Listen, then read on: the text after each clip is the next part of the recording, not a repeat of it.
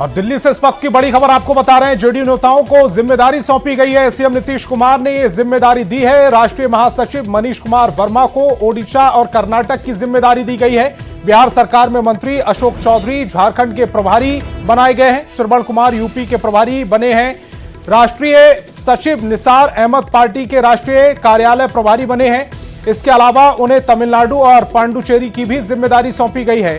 Party महासचिव भगवान सिंह कुशवाहा को दिल्ली का प्रभारी बनाया गया है। आफाक अहमद खान को केरल, लक्षद्वीप और जम्मू कश्मीर का प्रभारी बनाया गया है।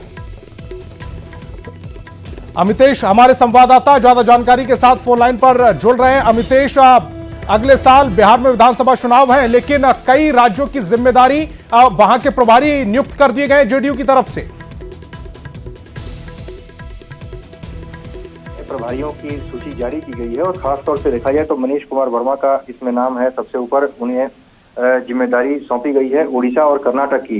इसके अलावा श्रवण कुमार उत्तर प्रदेश के और अशोक चौधरी झारखंड के प्रभारी बने रहेंगे। अशोक चौधरी क्या देखा जाए तो झारखंड देख रहे हैं और झारखंड मामलों के प्रभारी उनको बनाया गया है। झारखंड में विधानसभा का चुनाव होना है, तो ऐसे में बीजेपी के साथ गठबंधन में ही रहकर जेडीयू चुनाव लड़ना चाहती है।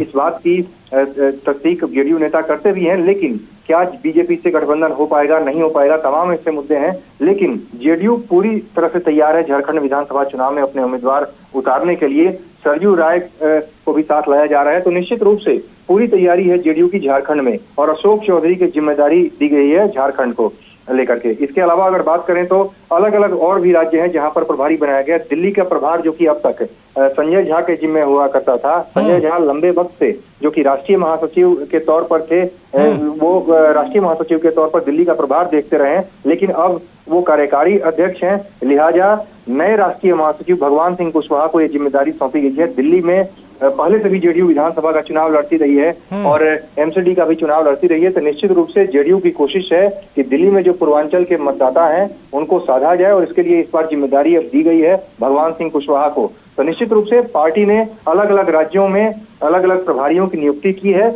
और एक देशव्यापी अपना जनाधार बढ़ाने की तैयारी है जेडीयू की। पहले से भी पार्टी की कोशिश रही है कि केवल बिहार ही नहीं, बिहार के अलावा झारखंड में या नॉर्थ ईस्ट के कई इलाकों में आपने देखा होगा, मणिपुर में, अरुणाचल प्रदेश में जेडीयू का जनाधार रहा है। तो उधर की जिम्मेदारी रामप्रीत मंडल को दी गई है। नॉर्थ ईस्ट मामलों के प्रभारी उनको बनाया गया, सांसद है झंझारपुर से। तो पूरी तैयारी है जेडीयू की कि नए प्रभारियों के माध्यम से पार्टी का एक्सपेंशन किया जाए और पार्टी की सक्रियता बढ़ाई जाए अलग अलग राज्यों में। जी वाकई, ताकि पार्टी का विस्तार हो सके और पार्टी को राष्ट्रीय स्तर पर मजबूत किया जा सके। अमितेश जी, आप हमारे साथ जुड़े, बहुत बहुत शुक्रिया आपका।